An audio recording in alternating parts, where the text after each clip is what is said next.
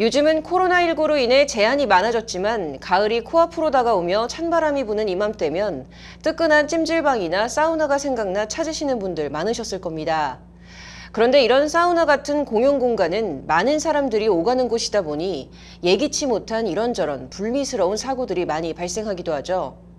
오늘 법률구조공단 사용설명서에선 사우나에서 생긴 사고, 그리고 관련 손해배상 얘기해보도록 하겠습니다.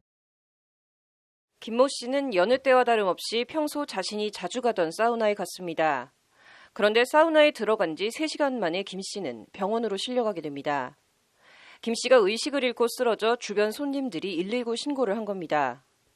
발견 당시 김 씨는 호흡은 있었지만 의식이 없었고 체온은 41도가 넘었습니다.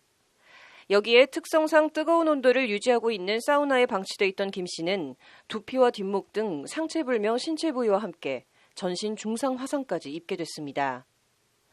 장례를 치르기 위해 다른 병원으로 이송까지 됐던 김 씨는 가까스로 회복해 화상을 입은 부위에 성형수술을 했습니다. 이후 김 씨는 해당 사우나의 관리 부주의를 이유로 손해배상 조정 신청을 했으나 조정이 성립되지 않았고 결국 대한법률구조공단의 도움을 받아 재판으로 가게 됐습니다. 일단 사건의 쟁점은 사우나 내에 주의 안내 사실을 적어놓은 안내문을 게시하고 있고 시설에 하자가 없었음에도 고객이 의식을 잃은 경우까지 업체에서 책임을 져야 하는지, 그리고 사우나가 고객에 대한 안전배려 의무가 있는지 여부였습니다.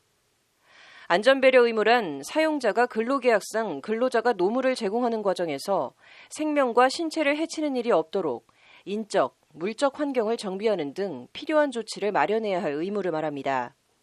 이는 비단 근로자뿐 아니라 공중업계 업자 역시 위험이 발생할 수 있는 고객에 대한 안전을 배려해야 할 보호 의무를 부담하고 있습니다. 이에 김 씨를 대리한 공단은 통상적인 고객의 사우나 이용에 따른 안전배려 의무는 이용객이 시설 내에서 비정상적인 행태를 보임에도 장기간 방치됐다는 등의 특별한 사정이 있으면 이용객에 대한 안전배려 의무를 위반한 것이다라며 김 씨는 사우나에서 움직임 없이 장시간 나오지 않는 등 비정상적인 행태를 보였음에도 업체 측은 3시간가량 방치했고 이로 인해 김 씨가 화상을 입었으므로 안전배려 의무를 지키지 않았다고 주장했습니다. 그러면서 사우나 시설은 스팀 및 열을 주입해 화상을 입을 수 있는 장소이므로 그러한 시설에 대한 주의를 기울였어야 한다며 관리자 없이 매표소에 매표원만 근무하게 해 관리를 소홀하게 했다고 지적했습니다.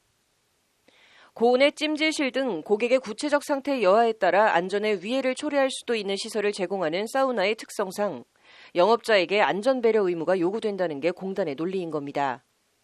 이에 김 씨 측은 업체 측에 화상을 입어 치료하는 데 쓴 치료비 등에 대해 보상해달라며 약 2천만 원에 달하는 손해배상액을 요구했습니다.